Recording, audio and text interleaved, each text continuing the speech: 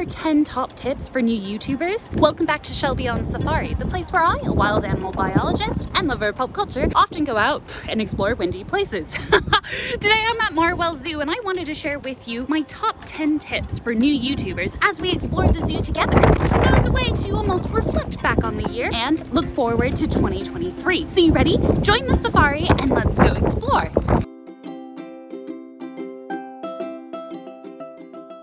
So the first top tip is search engine optimization. 3 little words that can mean a whole lot. Get used to thinking, what are the questions my audience is asking and how can I help answer those questions for them? By tailoring your videos to answering that specific question and making it very clear for YouTube's infamous algorithm what your video is about, that's gonna set you off on the right foot. But let's keep exploring and go see some more animals.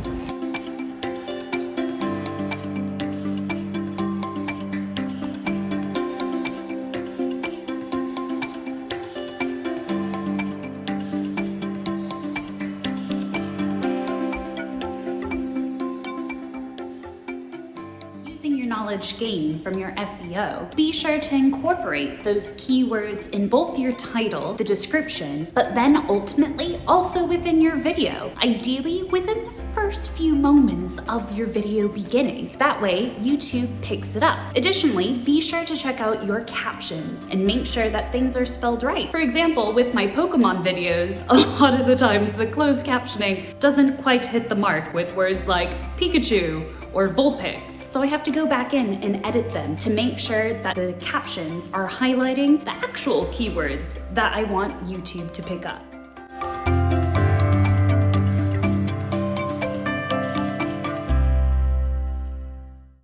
Now, with regards to research, it can get really overwhelming and you might keep putting off creating your video because you want to learn more, and that's great, but just dive in, create your first video and learn as you go. We're always going to be learning as content creators, and often not the best way to learn is just do it.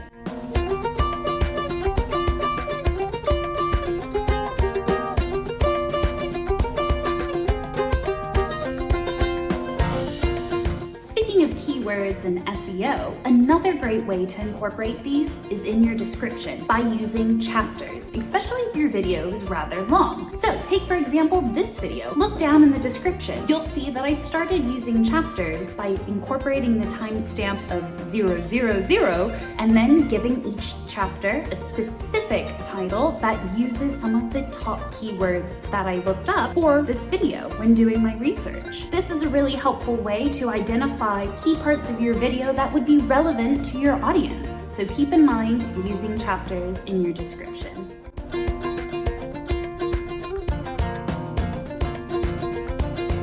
My next top tip comes in the form of editing. Be sure to play around with different editing styles as you're learning and growing your channel to find what works best for not only your content, but also your audience. For example, if you take a look at some of my earlier videos, boy, you'll see I had definitely needed some time to get used to practicing cutting down the pauses in between my sentences to make it much more quick fire, but also playing with the framing of the video as well to keep the interest and bouncing back and forth to make it fun and exciting. But I guess this also leads into my next tip. Don't take it personally if your video, your thumbnail, whatever the case may be, doesn't take off. It takes a lot of time researching, filming, and editing videos. And the best way to look at it is take it with a grain of salt, learn from it, and keep moving forward.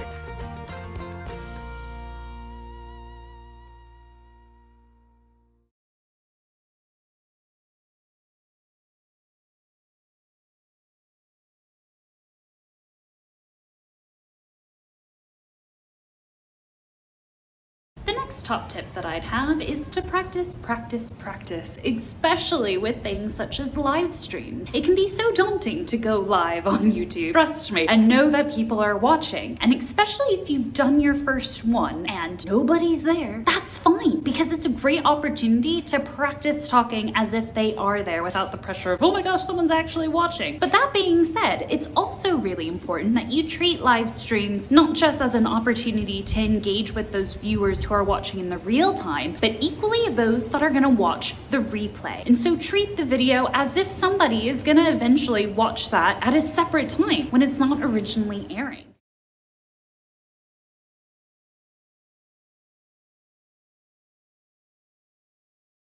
My next top tip is to find tools and resources that are free or reasonably priced to help you along your journey. One such tool for me, and is not a sponsor of Shelby on Safari, although I'd happily accept sponsorship, is Canva. Canva is really useful not just for Shelby on Safari, but I also use it for other creative projects. You can create so much on Canva, so explore, ask other content creators of resources and tools that they've used and found useful.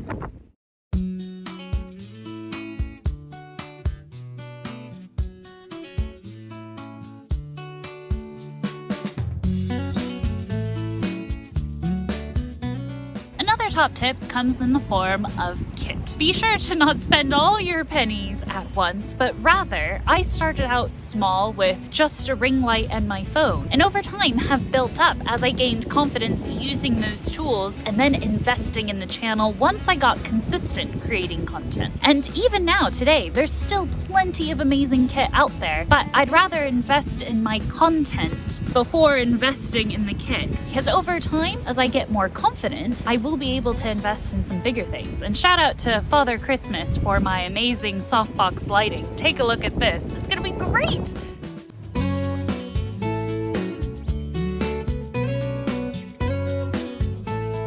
My final top tip comes in the form of embracing what makes you unique. YouTube has plenty of creators, plenty of content, but you are special, and the content you can bring to your audience needs to be reflective of you. If you can embrace what makes you unique on camera, that will help your audience be more relaxed around you. And I couldn't think of a better place to film Embrace What Makes You Unique than one of my favorite species, the Partula snail. In fact, that was one of my favorite videos that I've ever created, was why the Partula snail is like Goomy the Pokemon. If you haven't seen it, I encourage you to check it out, just up here. Now, I'm gonna hang out and watch these guys because they are fantastic. But to keep your adventure going, why not check out my other playlist right here? And let me know in the comments below if you would have a YouTube channel, or if you already have one, what it's about. Thanks so much for watching, and I'll see you in that video.